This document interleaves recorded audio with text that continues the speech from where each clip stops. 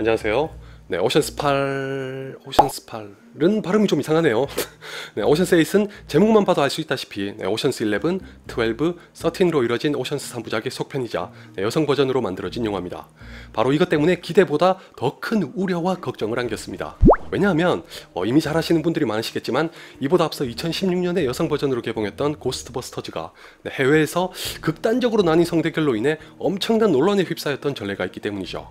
개인적으로는 좋지도 않고 나쁘지도 않은 영화였지만 그 탓에 오션스 8도 조마조마한 심정으로 기다릴 수밖에 없었습니다. 다행히 고스트버스터즈와 오션스 8 사이에는 두 가지 차이점이 있긴 합니다.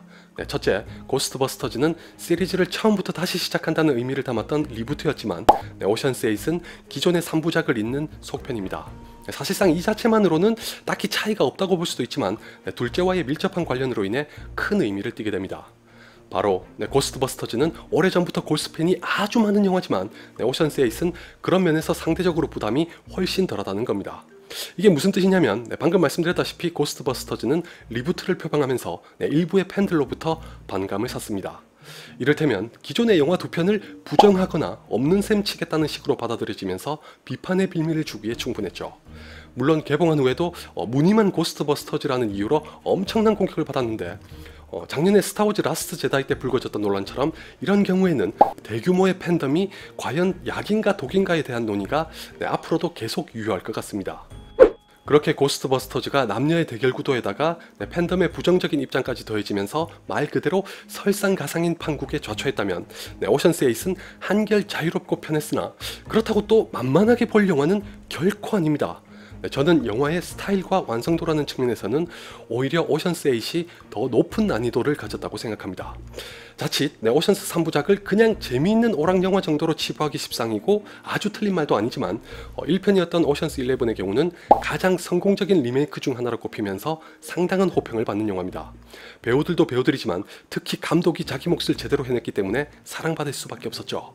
혹시나 모르시는 분들도 계실까봐 높아심에 말씀드리면 오션스 3부작을 연출한 스티븐 소더버그는 그냥 할리우드에 널리고 널린 감독들과는 차원이 다릅니다. 무려 데뷔작인 제 입으로 말하기 좀 민망한 제목이라 자막으로 띄울게요. 이 영화로 칸 영화제에서 대상에 해당하는 황금 종려상을 받으면서 천재라는 소리를 들었고 그 이후로도 상업영화와 독립영화를 가리지 않으면서 다양한 영화를 연출해 많은 호평을 받은 다재다능한 감독입니다. 몇 년 전에는 은퇴한다고 선언하면서 많은 사람들을 섭섭하게 했지만 작년에 용케 로건 럭키로 다시 복귀했죠. 참고로 스티븐 소더버그가 1998년에 연출했던 표적은 어벤져스 인피니티 워에게 영감을 준 영화 중 하나라고 감독들이 직접 밝히기도 했으니까 궁금하신 분들은 꼭 한번 보시기 바랍니다. 개인적으로는 마지막 편인 오션스 13이 개봉했을 때 블로그에 이런 영화라면 얼마든지 볼 수 있다고 하면서 속편이 더 이상 안 나오는 걸 굉장히 아쉬워했을 정도로 3부작 전체를 좋아합니다. 그런 영화의 여성 버전이 행여라도 고스트버스터즈처럼 고초를 겪게 될까봐 노심초사하는 동시에 과연 기존 3부작의 뒤를 쫓아갈 수 있을지 의구심을 지우지 못하고 봤는데 첫인상은 의외로 꽤 좋았습니다. 솔직히 말하면 감독이 누군지 궁금했을 정도로 기특하다는 생각까지 했습니다. 그럴만도 한 게 여러분도 보셨다면 아시겠지만 오션스 3부작은 마치 휘파람을 불면서 물 위를 사뿐사뿐 뛰어가는 것처럼 시종일관 경쾌하고 낙천적이며 흥겨운 영화입니다. 스티븐 소더버그 감독의 연출과 편집 그리고 음악이 한데 어우러져서 굉장히 리드미컬하죠. 저는 그래서 오션스 8의 난이도가 높다고 생각했던 건데 조금은 놀랍게도 게리 로스 감독이 어지간히 흉내를 냅니다. 고스트버스터즈와는 다르게 모태가 된 영화와 이질감이 생기지 않을 만큼 좋은 색깔을 보여주고 전작들과의 연계도 뚜렷하게 드러내면서 오션스 3부작의 팬으로서 호감을 갖고 지켜보게 만들더군요. 그것도 그렇지만 산드라 블록, 케이트 블랑쳇, 앤 해더웨이, 헬레나 보넴 카터, 리아나, 사라 폴슨 등의 출연진들을 한데 본다는 것만으로도 감격적이었습니다. 고스트버스터즈는 물론이고 오션스 11과 비교해도 배우들의 무게감이 더 나으면 나았지 결코 덜하지 않은 최고의 캐스팅인데다가 그들에게 걸맞은 패션 등을 더해 비주얼이 훌륭합니다. 게다가 미안하게도 고스트버스터즈와 또 비교하게 되는데 오션스 8은 구태여 여성들의 영화라는 걸 힘줘서 강조하려 하거나 야단법석을 떨지 않습니다. 고스트버스터즈가 그러다가 더더욱 역풍을 맞았다는 걸 고려하면 현명한 처사라고 생각합니다. 단 오해 없으셨으면 하는 게 방금 한 얘기에 다른 뜻이 있는 건 아닙니다. 다른 뜻이란 게 무슨 뜻인지는 아실 거라고 생각해서 언급하진 않겠는데, 제가 하고 싶은 말은 예를 들면 이런 거죠. 슬프고 아름다운 이야기를 가진 영화는 그 자체로 이미 슬프고 아름다운데 꼭 심파를 과도하게 강조하려다가 부작용을 일으켜서 자멸하는 꼴을 숱하게 보잖아요. 고스트버스터즈의 경우는 공교롭게도 감독이 폴 페이그였기 때문에 그런 면에서 더 직격탄을 맞았으나 오션스 8은 정도를 지키면서 거부감을 갖게 하지 않습니다. 고스트버스터즈의 논란을 의식했기 때문인지 어떤지는 알 수 없지만 정치적인 의미로서가 아니라 순전히 영화적으로 좋은 판단이라고 생각합니다.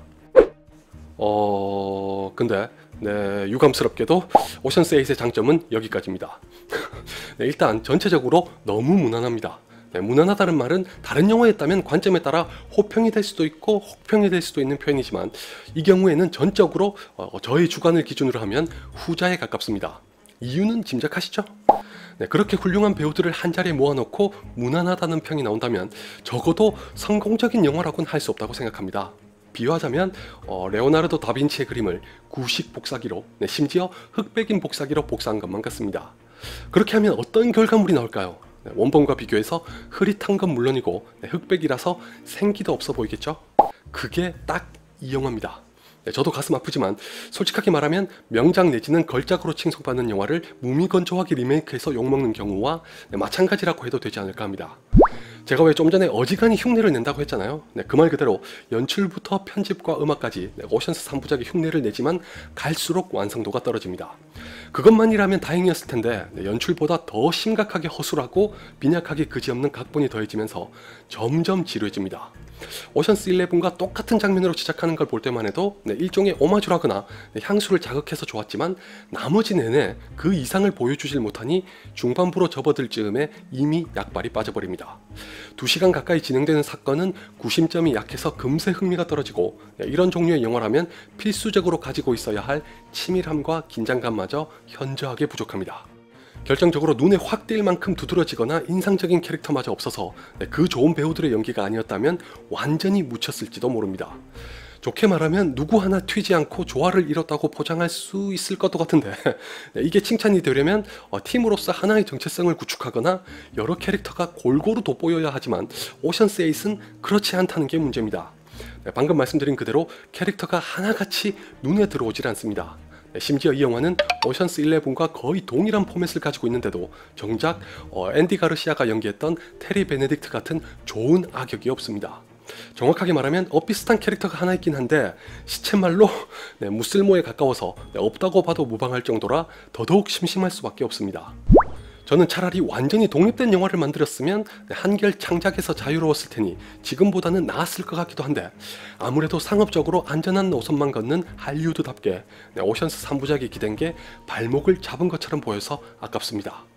제목이 오션스 8인 걸 보면 9과 10까지 속편이 나올 가능성이 있는 것 같으니 다음을 기다려보죠. 그리고 카메오가 꽤 많이 나오니까 조금이라도 더 재밌게 즐기시려면 눈을 크게 뜨고 보셔야 합니다.